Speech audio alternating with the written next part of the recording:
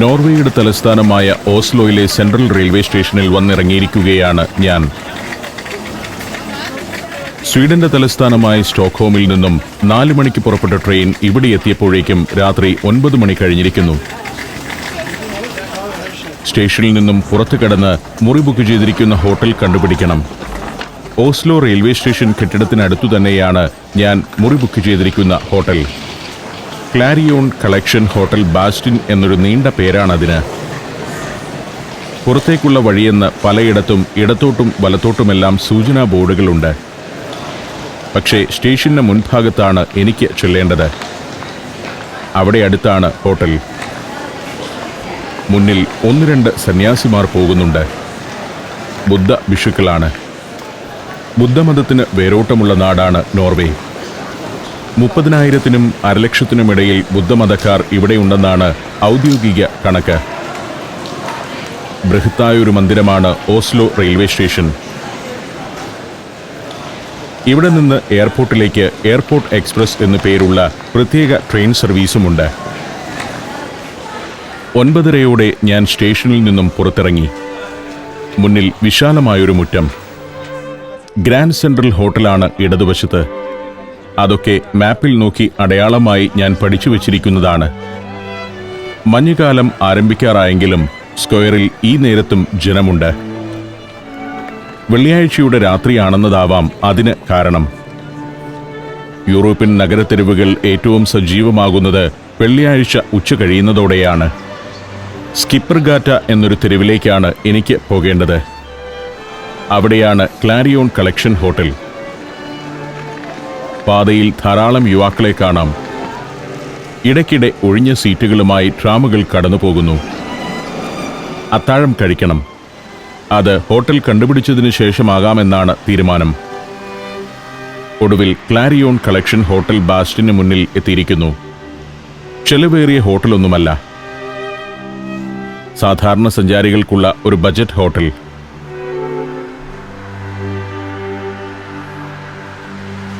വാതിൽ തുറന്ന് ഹോട്ടലിലേക്ക് കയറി. റിസപ്ഷനിൽ ഒരാളുണ്ട്. ഇദ്ദേഹത്തിനാണ് രാത്രി ഡ്യൂട്ടി. ചെക്ക് ഇൻ ചെയ്ത് മുറിയിലേക്ക്. രാത്രി ഭക്ഷണം ഇവിടെ കിട്ടുമോ എന്ന് റിസപ്ഷനിലുള്ള ആളോട് ചോദിച്ചിരുന്നു. റെസ്റ്റോറൻറ്റ് അടച്ചു കഴിഞ്ഞെന്നാണ് അദ്ദേഹം പറഞ്ഞത്. എങ്കിലും ബാഗെല്ലാം മുറിയിൽ വെച്ച് വരുമ്പോഴേക്കും അല്പം സൂപ്പും ബ്രെഡും റെഡിയാക്കി വെക്കാമെന്ന് അദ്ദേഹം സമ്മതിച്ചിട്ടുണ്ട്. 7-ാം നിലയിലെ 709-ാം നമ്പർ മുറിയാണ് എനിക്ക് അനുവദിച്ചിരിക്കുന്നത്. കോറിഡോറുകൾക്കെല്ലാം ഒരു മിനിമം ക്വാളിറ്റിയുണ്ട്. യൂറോപ്പിൽ വാടക കുറഞ്ഞത് എന്ന് പറയാമെങ്കിലും മറ്റു നാടുകളുമായി താരതമ്യം ചെയ്യുമ്പോൾ ഇവിടെ വാടക കൂടുതൽ തന്നെയാണ്. മുറിയിലേക്ക് കയറി. 12,000 ഇന്ത്യൻ രൂപയ്ക്ക് തുല്യമായ തുകയാണ് ഒരു രാത്രിക്ക് ഈ ഹോട്ടൽ ചാർജ് ചെയ്യുന്നത്. 2 കട്ടിലുകൾ. വൃത്തിയുണ്ടെങ്കിലും വളരെ ചെറിയൊരു മുറിയാണ്.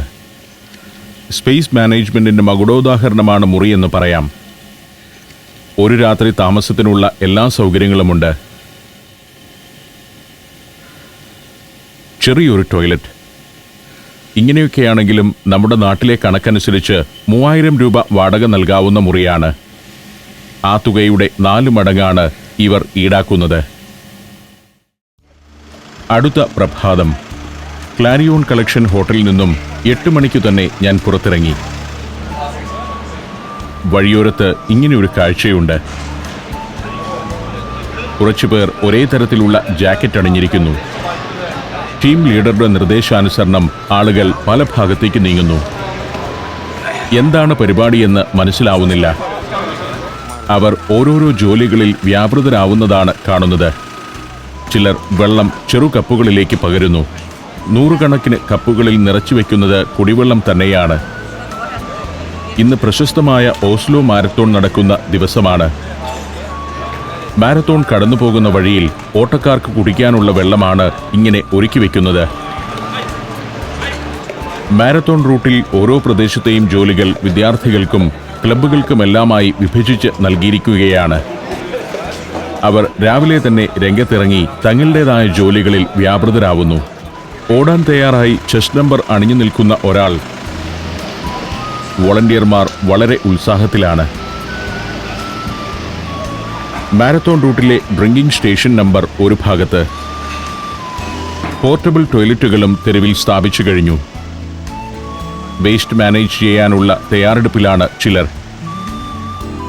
മറ്റൊന്നുകൂടിയുണ്ട്. ഇന്നലെ രാത്രിയിൽ ഞാൻ സുഗമമായി നടന്നുവന്ന വഴികൾ ഇപ്പോൾ വേലികെട്ടി തിരിച്ചിരിക്കുന്നു. കാൾ ജൊഹാൻസ് തെരുവിലേക്കാണ് എനിക്ക് പോകേണ്ടത്.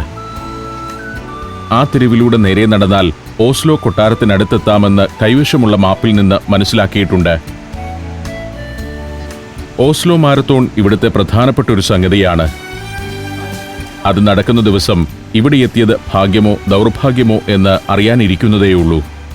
കുറേ കാഴ്ചകൾ കിട്ടുമെന്നതാണ് ഭാഗ്യം. മാരത്തോൺ കാരണം തെരുവിലെ മറ്റു സ്ഥാപനങ്ങളെല്ലാം അടച്ചു പൂട്ടിക്കിടന്നാൽ അത് ദൗർഭാഗ്യവുമാകും. ഇപ്പോൾ കാൾ ജൊഹാൻസ് തെരുവിലേക്ക് എത്തിയിരിക്കുന്നു.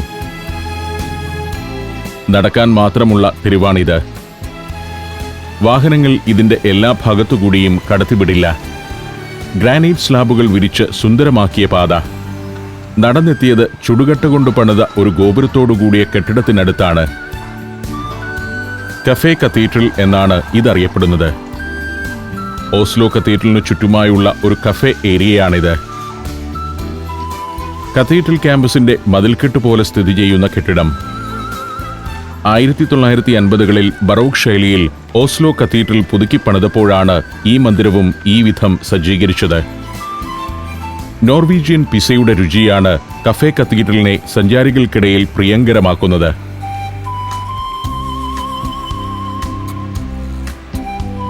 പിന്നിൽ ഓസ്ലോ കത്തീഡ്രലിന്റെ മണിഗോപുരം കാണാം.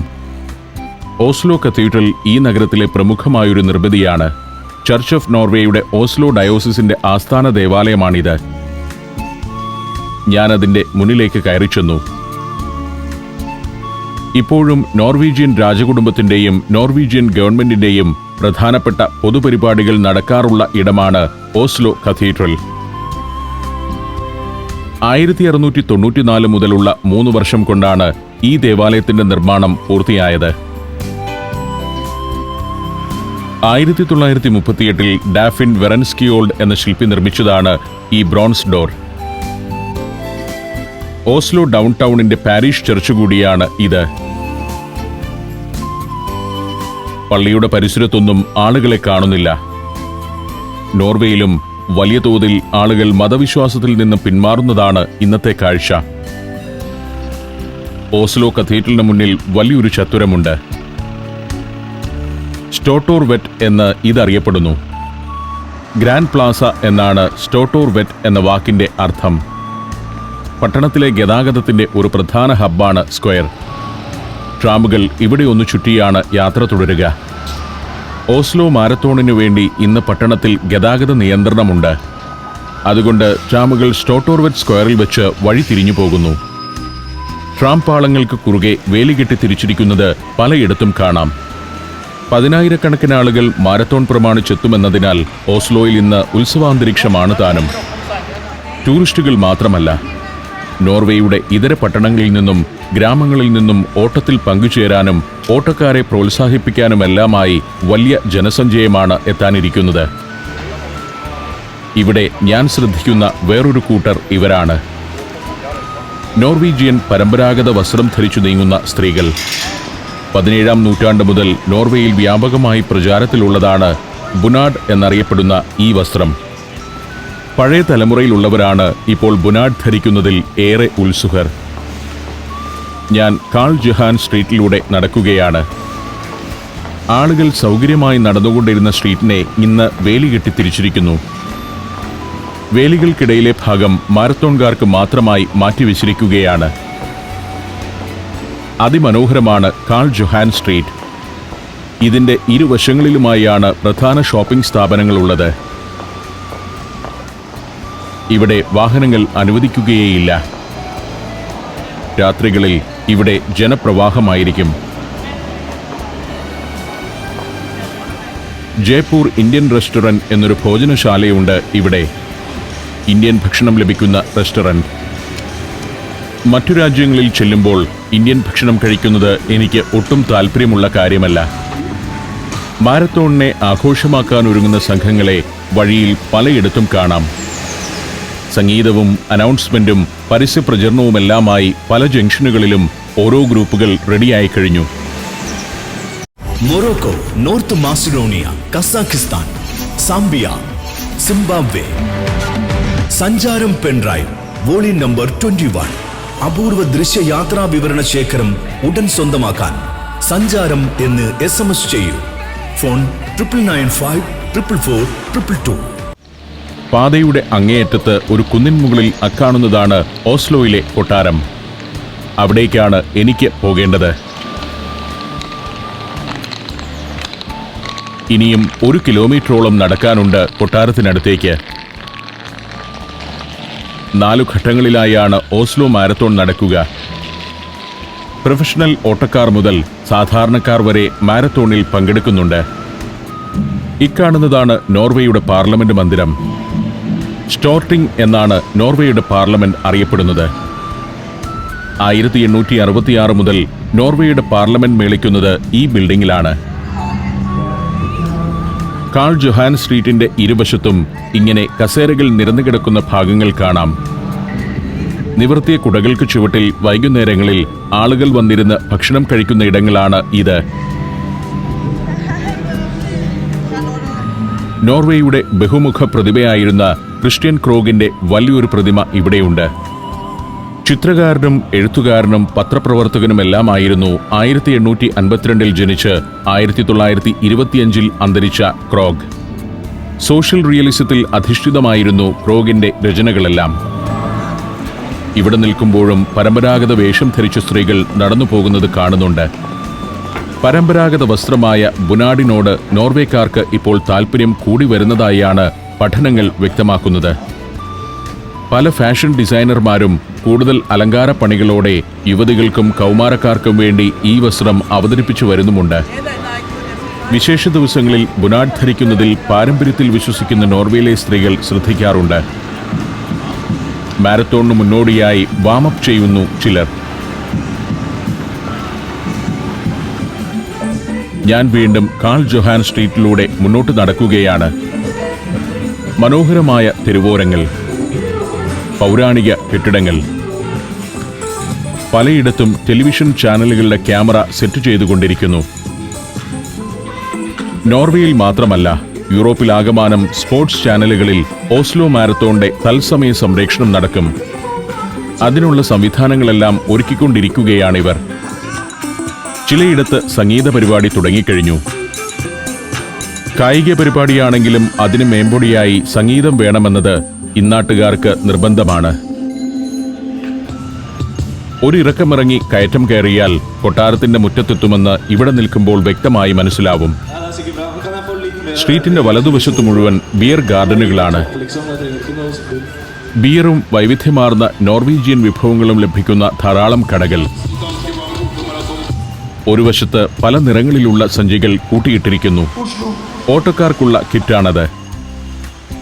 കല്ലുപാകിയ കാൾ ജൊഹാൻ സ്ട്രീറ്റിൽ ബിയർ ഗാർഡനുകൾ കരികിപ്പറ്റി ഞാൻ അങ്ങനെ നടത്തം തുടരുകയാണ്. നടന്ന് ഒരു ഉദ്യാനത്തിലേക്കെത്തുന്നു. ഈഡ്സ്വോൾസ് പ്ലാസ് എന്നറിയപ്പെടുന്ന ഉദ്യാനം. സ്പൈക്കർ സുപ്പ എന്നാണ് പ്രാദേശികമായി ഇതറിയപ്പെടുന്നത്. ഉദ്യാനത്തിൽ ചില മണ്ഡപങ്ങളെല്ലാമുണ്ട്. അത് കടന്നെത്തിയിരിക്കുന്നത് ഓസ്ലോയിലെ നാഷണൽ തിയേറ്ററിന് മുന്നിലേക്കാണ്. 1 നൂറ്റാണ്ടിലേറെയായി നാടകങ്ങളും ബാലയുമെല്ലാം അരങ്ങേറുന്ന തിയേറ്റർ. ഇബ്സൺ, ഹോൾബർഗ്, ബ്യോൺസൺ എന്നിവരുടെ രചനകളുടെ അവതരണവുമായാണ് 1899 സെപ്റ്റംബറിൽ ഈ തിയേറ്റർ ഉദ്ഘാടനം ചെയ്യപ്പെട്ടത്. നോർവേ ലോകത്തിന് സംഭാവന ചെയ്ത പ്രതിഭാധനനായ നാടകകൃത്തും കവിയുമാണ് ഹെൻറിക് ഇബ്സൺ. നോർവീജിയൻ കമ്പോസറും കണ്ടക്ടറും വയലിനിസ്റ്റുമായിരുന്ന 30 ഓപ്പറകൾക്കും 30 നാടകങ്ങൾക്കും സംഗീതം രചിച്ചിട്ടുള്ള ജൊഹാൻ ഹാൾവോർസന്റെ പ്രതിമയാണ് ഇത്. ഹാൾവോർസന്റെ 3 സിംഫണികൾ ലോകപ്രശസ്തമാണ്. ഈഡ്സ്വോൾസ് പ്ലാസിന്റെ ഒരു കോണിലാണ് national theatre. National mall of Norway എന്നും ഈ ഉദ്യാന ചത്തുരം അറിയപ്പെടുന്നുണ്ട്. ഉദ്യാനത്തിന്റെ ഒരു ഭാഗത്ത് ഏതാനും താൽക്കാലിക ടെന്റുകൾ ഉയർന്നിരിക്കുന്നു. അവിടെ ഓസ്ലോ മാരത്തോണിന്റെ രജിസ്ട്രേഷനും മറ്റുമായി ചിലർ ഇരിപ്പുണ്ട്. ഓൺലൈനിൽ രജിസ്റ്റർ ചെയ്യാത്തവർക്ക് ഇത്തരം കേന്ദ്രങ്ങളിൽ പേരു നൽകി ഓട്ടം തുടങ്ങാം. ഉദ്യാനത്തിന്റെ ഓരത്തെ പാതയിലൂടെ നടത്തം തുടരുകയാണ് ഞാൻ. ഓസ്ലോ യൂണിവേഴ്സിറ്റിയുടെ കെട്ടിടമാണ് ഇക്കാണുന്നത്. നോർവേയിലെ ഏറ്റവും പഴക്കം ചെന്നതും ഏറ്റവും വലുതും ഏറ്റവും പ്രൗഢവുമായ സർവകലാശാലയാണ് ഓസ്ലോ യൂണിവേഴ്സിറ്റി.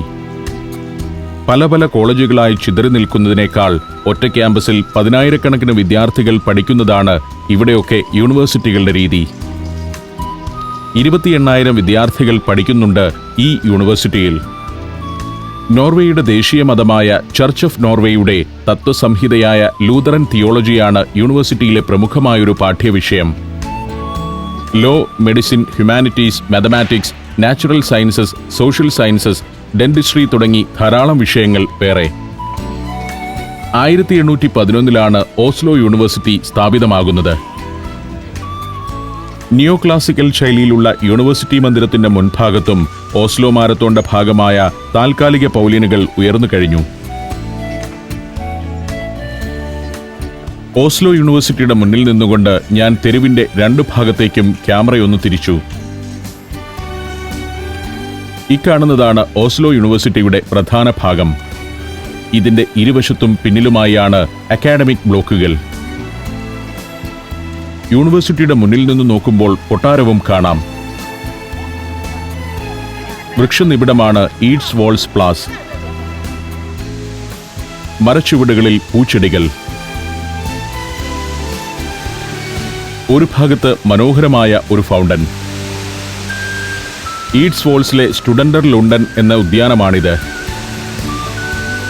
യൂണിവേഴ്സിറ്റി ഓഫ് ഓസ്ലോയുടെ ഭാഗമായി വിദ്യാർത്ഥികൾക്ക് ഒഴിവുസമയം ചെലവഴിക്കുന്നതിനായി 1837 സ്ഥാപിച്ചതാണ് സ്റ്റുഡന്റർ ലുണ്ടൻ.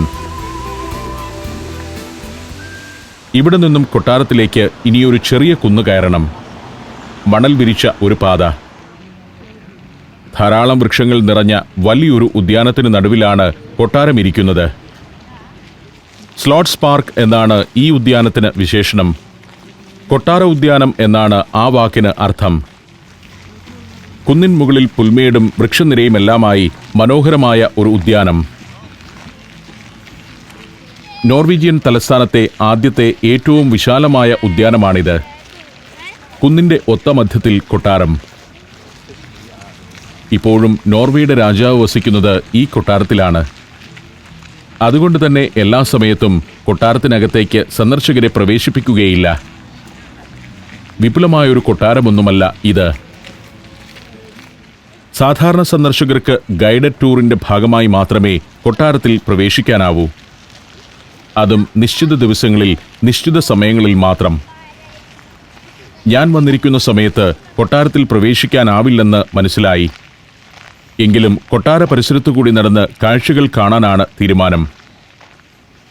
പടവുകൾ കയറി ഞാൻ കൊട്ടാരമുറ്റത്തേക്ക് നടക്കുകയാണ്. ഡെൻമാർക്കും സ്വീഡനും നോർവേയുമെല്ലാം ഒറ്റ രാജാവിന്റെ കീഴിലായിരുന്ന കാലത്ത് നിരവധിയായ ചരിത്ര സംഭവങ്ങൾക്ക് സാക്ഷ്യം വഹിച്ചിട്ടുള്ള കൊട്ടാരമാണിത്. അക്കാലത്ത് സ്വീഡനിലെ ചാൾസ് മൂന്നാമൻ രാജാവിന്റെ നോർവീജിയൻ വാസഗേഹമായിരുന്നു ഇത്. 1818 മുതൽ 1844 വരെ നോർവേയെ ഭരിച്ച കാൾ ജൊഹാൻ 14 പ്രതിമയാണ് ഇത്.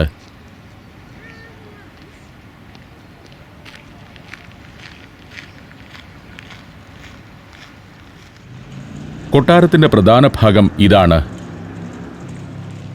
3 നിലകളുള്ള കൊട്ടാരത്തിൽ ആകെ 173 മുറികളാണ് ഉള്ളത്. കൊട്ടാരത്തിന് മുന്നിൽ യന്ത്രത്തോക്കുമായി റോയൽ ഗാർഡ്സ് കാവലുണ്ട്.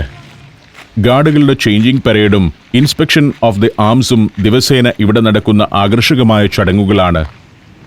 കൊട്ടാരം ഗാർഡുകളുടെ സ്റ്റേഷനാണ് ഇത്.